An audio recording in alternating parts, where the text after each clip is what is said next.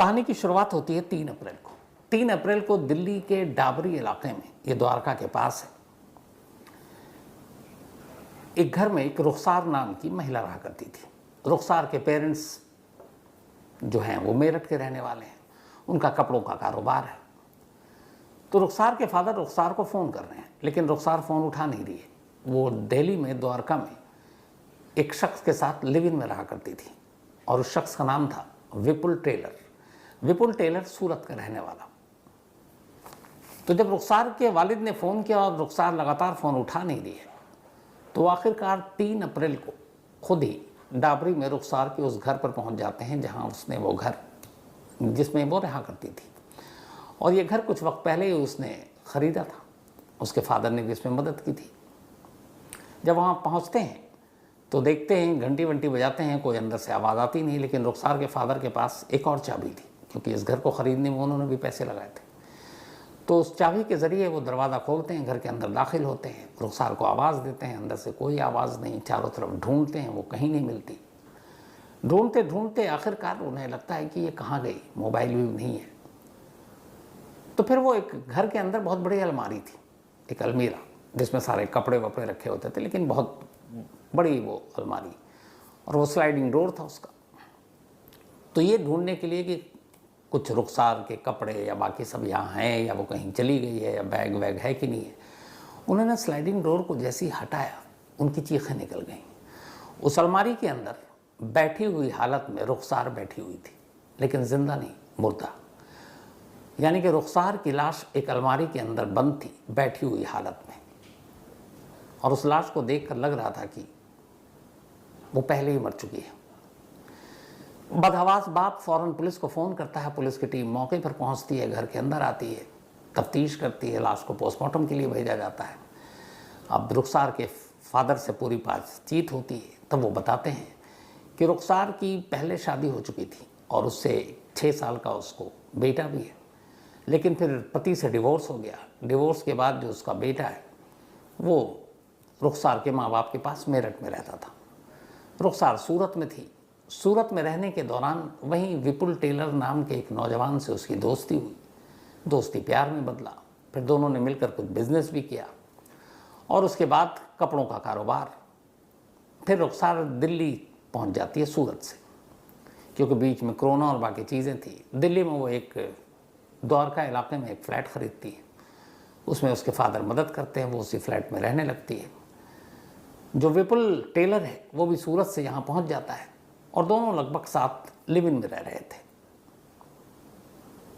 लेकिन अब पुलिस ने जब देखा कि घर में अलमारी में लाश है, घर बंद है, रुखसार के फादर ने घर का दरवाज़ा खोला, तो फिर उसका जो बॉयफ्रेंड है जिसके साथ लिव इन में रह रही है विपुल टेलर, वो कहाँ है। जब नंबर लिया तो पता चला कि उसका मोबाइल स्विच ऑफ है। अब पुलिस, चूँकि रुखसार की लाश घर में, रहने वाला लिव इन पार्टनर वो गायब, लिव इन के दौरान में आजकल होने वाले जुर्म पुलिस के दिमाग में तो खटका हुआ। अब उन्होंने विपुल टेलर को ढूंढना शुरू किया। जो सूरत में उसके जितने भी लोग थे, फादर से जो नंबर मिले, रुखसार के मोबाइल से पता करना शुरू किया। पता चला वो तो है नहीं, वो तो दिल्ली में है, और दिल्ली में वो था नहीं। अब पुलिस ने CCTV फुटेज को खंगाला। इस घर के बाहर पता चला कि एक विपुल की कार है, मारुति सियाज। वो उसी कार से सूरत से आया था और यहीं कार पार्क रहती है। तो जब CCTV फुटेज देखना शुरू किया तो पुलिस ने ये पाया कि 3 अप्रैल की सुबह करीब 9 बजे फादर आए थे दोपहर को, और ये 3 अप्रैल की सुबह 9 बजे मारुति सियाज कार में बैठ रहा है, और कार यकीन हो गया कि रुखसार के कत्ल के पीछे कहीं ना कहीं विपुल टेलर है। लेकिन अब उस तक पहुंचा कैसे जाए? मोबाइल बंद है, सूरत में बता रहे हैं कि वो है नहीं, लेकिन कार से वो यहाँ से निकला है। अब पुलिस को एक अंदाज़ा हुआ कि अगर यहाँ से वो भागेगा तो कहाँ जाएगा, सूरत ही जाएगा। तो दिल्ली पुलिस की कई टीमें लगाई गई अब विपुल के तलाश में।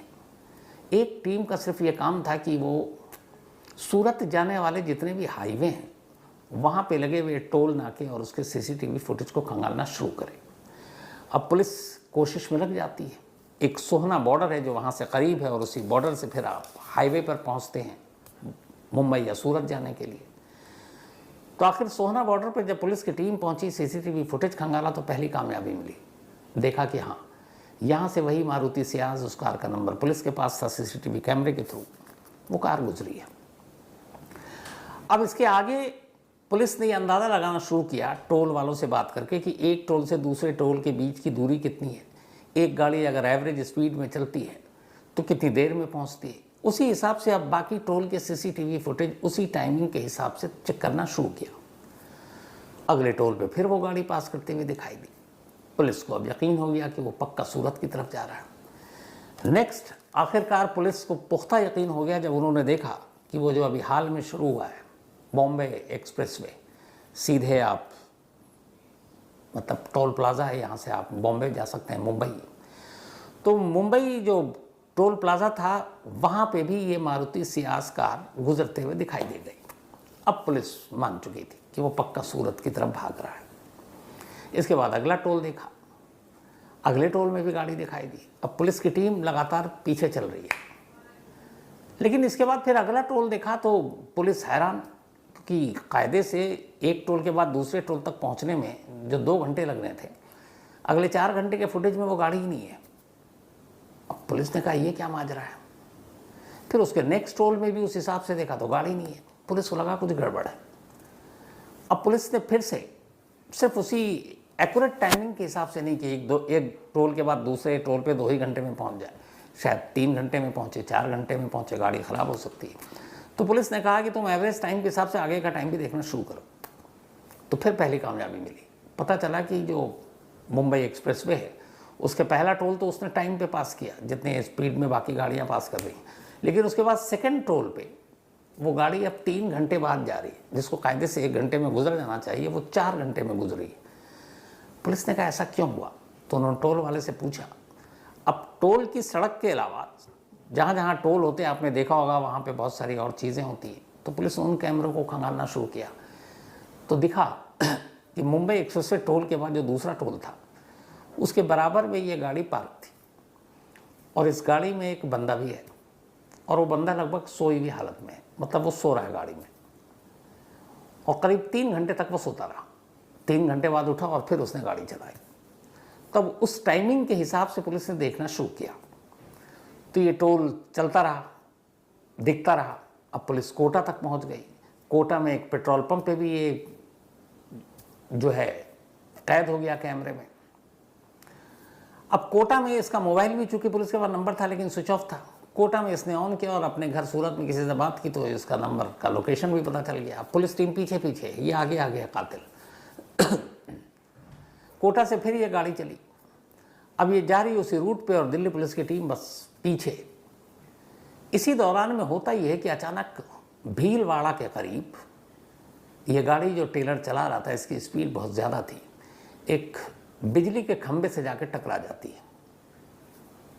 गाड़ी डैमेज हो गई, कुछ इसको चोट लगी। वो भी जो हाईवे के एक्सप्रेसवे के जो स्टाफ हैं उन्होंने देखा इस एक्सीडेंट को, फ़ौरन एम्बुलेंस को बुलाया गया। एम्बुलेंस बुलाने के बाद भीलवाड़ा के एक अस्पताल में ले जाया गया विपुल पटेल, वो टेलर को। वहाँ ले जाने के बाद अब वो होश में नहीं था। वहाँ जब उसको थोड़ा सा होश आया तो फिर उसे मालूम था कि अब हॉस्पिटल में उसको अपनी सारी डिटेल देनी पड़ेगी, बताना पड़ेगा। और उसे ये भी था कि कहीं उधर लाश की बात खुल गई तो ये भी है कि सूरत का रूट यही है, बाई रोड गाड़ी भी नहीं है तो पुलिस उस तक पहुँच सकती है। सारा उसके दिमाग में चल रहा है। तो उसने हॉस्पिटल वाले से कहा कि मेरे पास इतने पैसे नहीं, आपका खर्चा बहुत ज़्यादा होगा, आप एक काम कीजिए, आप मुझे एक एम्बुलेंस करवा दीजिए, मैं सूरत जाऊंगा, सूरत में जाकर किसी हॉस्पिटल में एडमिट हो जाऊंगा। तो हॉस्पिटल वाले ने कहा ठीक है। तो उसने कहा ये अपना एक फ़ोन दे दीजिए जिससे हम बात कर सकें घर वालों को, ताकि पैसे वैसे का इंतज़ाम हो, एम्बुलेंस वालों को पैसे पहुंचते ही दे दूंगा। तो उसने उनके एक एम्बुलेंस के ड्राइवर से ही फिर से सूरत फ़ोन किया। अब उसके बाद हॉस्पिटल ने इस एम्बुलेंस को इसके हवाले कर दिया। वो एम्बुलेंस में बैठा और अब जा रहा है। चूँकि चोट लगी हुई है, थोड़ी थोड़ी नींद बेहोशी की भी हालत में है, कभी उठता कभी फिर बेहोशी की तरह हो जाता। अब इधर पुलिस हर टोल पर देख रही है गाड़ी कहाँ गुजरी, लेकिन भीलवाड़ा के बाद फिर गाड़ी गायब। अब 3-4 घंटे में गायब। और ये 3 अप्रैल से कहानी चल रही है चेस, पीछा करने की। पुलिस ने कहा आप कहाँ जा सकता है, आगे पीछे कोई दूसरा शॉर्टकट भी नहीं उस रास्ते से निकल ले। फिर पुलिस की टीम भीलवाड़ा के पास हर टोल वाले से फ़ोन पे बात करना शुरू किया लोकल पुलिस की मदद से। तो भीलवाड़ा टोल वालों ने बताया कि यहाँ पे एक एक्सीडेंट हुआ था और जो गाड़ी का नंबर दिल्ली पुलिस बता रही है उसने कहा कि ये नंबर तो वही है, मारुति सियाज कार है। तो पुलिस वालों ने कहा फिर वो कहाँ गया? तो उन्होंने कहा यहीं एक प्राइवेट हॉस्पिटल, उसको एम्बुलेंस से वहाँ भेज दिया गया हाईवे पुलिस ने। पुलिस की टीम अब फ़ौरन हाईवे पे के जो पास में हॉस्पिटल था वहाँ पहुँचती है, वहाँ जाकर पूछती है कि एक पेशेंट आया, एक्सीडेंट हुआ। हुलिया बताती है। हॉस्पिटल वाले कहते हैं हाँ आया तो था, लेकिन उसने ज़िद की कि हम यहाँ इलाज नहीं कराएंगे, मुझे सूरत भेज दो। एक एम्बुलेंस मंगाया, हमने एम्बुलेंस कर दिया। अब पुलिस वालों ने कहा कि वो जो ड्राइवर एम्बुलेंस चला रहा है क्या उसका नंबर है? तो उस एम्बुलेंस की कंपनी से उस ड्राइवर का नंबर और नाम मिल गया। अब पुलिस ने उसको फ़ोन किया। यहीं से सूचना सेठ वाली कहानी शुरू हो जाती है। फ़ोन किया और उसने कहा कि देखो अब मैं जो भी बोल रहा हूँ इसको सिर्फ सुनना और कुछ रिएक्ट मत करना। तुम्हारी गाड़ी में जो शख्स घायल पड़ा हुआ है जिसको तुम लेकर सूरत जा रहे हो, ये असल में कातिल है और दिल्ली में ये एक लड़की का कत्ल करके भागा है। तो इसे पता नहीं चलना चाहिए, बस तुम अपनी गाड़ी को धीरे चलते रहो, हमारी टीम पहुंच रही है। और अगर तुम्हें कुछ लगे गड़बड़ तो कहीं पे भी टोल पे या फिर कोई पुलिस वाले दिखे तो वहीं पे रोक देना गाड़ी। पुलिस वालों ने ये जब बताया तो फिर ड्राइवर ने एक जगह गाड़ी रोकी एम्बुलेंस को और फिर पुलिस से बात की। उसने कहा कि वो तो लगभग सोता ही हुआ जा रहा है क्योंकि उसके चोट लगी है, उसको इंजेक्शन भी दिया गया है, तो नींद बेहोशी की हालत में है। तो पुलिस की टीम ने कहा फिर तो और भी ठीक है, तो बस तुम गाड़ी स्लो चलाओ, हम पहुंच रहे हैं। इसके बाद ये गाड़ी उदयपुर पहुंचती है। जब उदयपुर पहुंचती है तब तक दिल्ली पुलिस की टीम, अब जो ऑलरेडी 3 अप्रैल से ही चेस कर रही थी, 15 अप्रैल की सुबह उदयपुर पहुंच जाती है। ड्राइवर से लगातार कांटेक्ट में है, ड्राइवर को समझा दिया है कि कोई भी उसको शक न हो ऐसी बात मत करना। जैसे ही, और ड्राइवर के अब गाड़ी का लोकेशन भी पुलिस के पास था, तो उस लोकेशन को फॉलो करते हुए आखिरकार पुलिस की टीम स्पीड में उदयपुर पहुंचती है, एम्बुलेंस को रोकती है और उसमें से उस घायल विपुल टेलर को उठाती है। पहले वहीं एक डॉक्टर को दिखाती है, पता चला इतना सीरियस कोई मामला नहीं है। तो फिर उसे उसी एम्बुलेंस में पुलिस की निगरानी में वापस दिल्ली लाती है और इस तरीके से एक कातिल का ये जो चेस पूरा करने का था वो ख़त्म होता है। लाने के बाद अब उससे पूछताछ होती है। पूछताछ होने के बाद 3 अप्रैल को ये कत्ल हुआ, 5 को वो पकड़ा गया। फिर वो बताता है कि असल में ये दोनों लिव इन में रहा करते थे। जब उसकी शादी टूट गई, तलाक हो गया, तो ये उसके करीब आए और एक दूसरे से प्यार करने लगे। फिर दिल्ली में एक मकान लिया, दिल्ली में लिव इन में रहने लगे। लेकिन बाद में अब वो ज़िद करने लगे कि तुम मुझसे शादी करो, और उसने कहा मैं अभी शादी करना नहीं चाहता था, बट वो ज़ोर डालने लगी और उसने कुछ पैसे दिए तो वो पैसे मांगने लगी। तो उसे लगा कि ये भी चली जाएगी, घर भी चला जाएगा, और वो उस घर पे भी नज़र रखे हुआ था जो दिल्ली में है। तब इसने कुछ क्रिमिनल या गैंगस्टर्स को कांटेक्ट किया, क्योंकि इसका भी पुराना क्रिमिनल रिकॉर्ड है बहुत सारा, विपुल टेलर का। तो इसने दिल्ली के उस गैंग से कांटेक्ट किया। उस गैंग का नाम है जितेंद्र गोगी, बल्कि जिसने तिहाड़ में, आपको याद होगा, चाकू छुरी चली थी, इसी गैंग के लोग थे। तो इसी गैंग के कुछ लोगों को उसने पकड़ा और कहा कि सुपारी देते हैं और इसको मार दो। फिर उस गैंग के लोगों ने चाकू खरीदा। इसके बाद 2 अप्रैल की रात, बल्कि शाम को, ये विपुल टेलर ही लेकर पहुंचता है और फिर अपने सामने, इसके सामने जिसके साथ वो लिव इन में रह रहा था, चाकू से उसकी हत्या कर दी जाती है। खून वून साफ करता है, फिर उसकी लाश को बड़ी सी अलमारी में इस तरीके से रखता है जैसे वो बैठी हुई है, और फिर अपने जो ज़रूरत के सामान थे वो लेता है और सुबह होने का इंतज़ार करता है ताकि आस पड़ोस के लोगों को शक ना हो। और जब सुबह होती है वो अपनी गाड़ी में बैठता है और निकल लेता है। लेकिन सिर्फ उसकी एक गाड़ी के नंबर और उस नंबर के थ्रू ये कि अगर सूरत के रूट पर निकलता है, ये बॉम्बे एक्सप्रेस से पकड़ता है, ये सोहना बॉर्डर क्रॉस करता है, तो इसका मतलब सूरत जा रहा है। तो पुलिस के पास काफ़ी वक्त था इसको चेस करने का और इसको पकड़ने का। और उस गाड़ी के नंबर और टोल पे लगे तमाम CCTV कैमरा के थ्रू आखिरकार उस एम्बुलेंस ड्राइवर की मदद से पुलिस इस कातिल तक पहुंच जाती है और 48 घंटे के अंदर उसे पकड़कर दिल्ली ले आती है। तो ये थी आज की कहानी। अब आपसे मुलाकात होगी कल रात 9 बजे किसी नई कहानी के साथ। तब तक अपना और अपनों का ख्याल रखिएगा। Thank you very